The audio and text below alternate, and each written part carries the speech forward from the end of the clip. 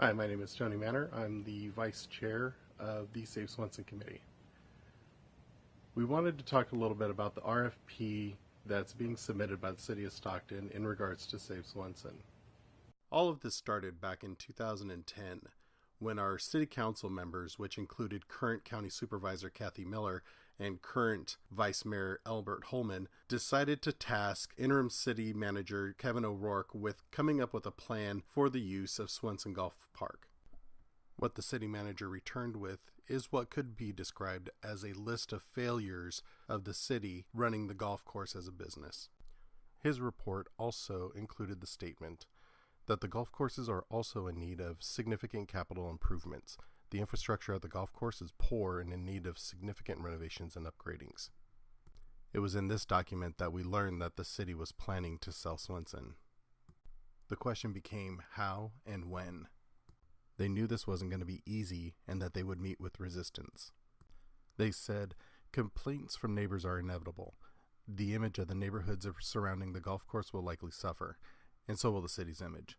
It is better to sell the courses as soon as possible once that decision has been made, and once property values have improved. But how would they do it? How would they sell a popular park in opposition to the neighbors that surround that park? First, you continue to let the property degrade, to not reinvest any profits or monies into the park. And that's exactly what our leaders did. You imply in one part of town that it's only the 1%ers that golf. You tell others that the numbers just don't pencil out. You craft your story depending on who's listening and hope that you're going to hit just the right note to get the support behind you. All the while giving $12 million in taxpayer money to help subsidize the new developments by building parks in those communities.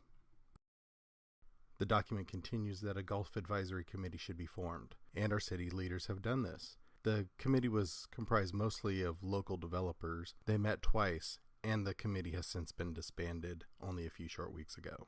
After the golf committee was disbanded, the city came forward with this RFP. In our document, it shows that an RFP is unlikely to be successful. The deferred maintenance and other costs will make the property unattractive to any potential businesses. Once that RFP fails, the city will then have no choice but to sell the property. We believe this RFP was set up to fail because of an incredible amount of missing information. Small details in the RFP that lets the city pull out at any time. The omission of critical information that would allow a business that was interested in taking over the property to pull out at any time. All in all, it was poorly written, and we think written specifically for one purpose only, to push the Swenson issue past Election Day. What happens after Election Day? The City Council and our leadership can do whatever they want. See, it doesn't matter if we have a new tenant in the Swenson property.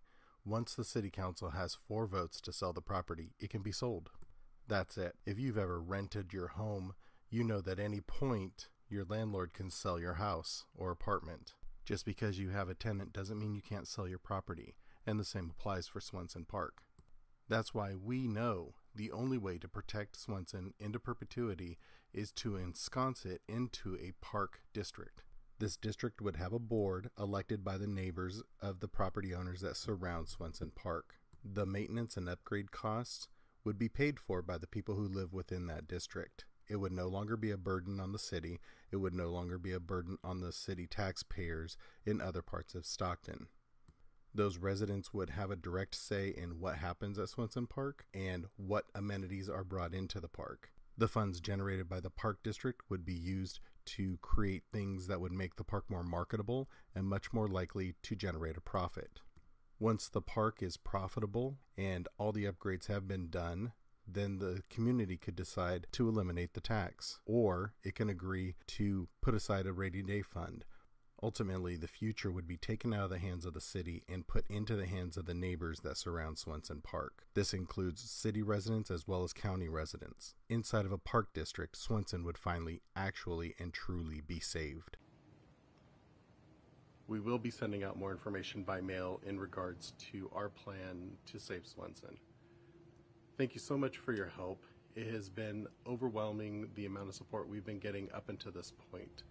Talking to our neighbors and seeing what they would like to see happen at Swenson in the future, to be more accommodating to families, have a variety of events similar to our farmers market and disc golf and the other amenities and the other features that we'd like to bring to the park. So we're not done fighting. We're still in there, and thank you so much for your continued support. For more information, to contribute, or to volunteer, please go to safeswenson.com.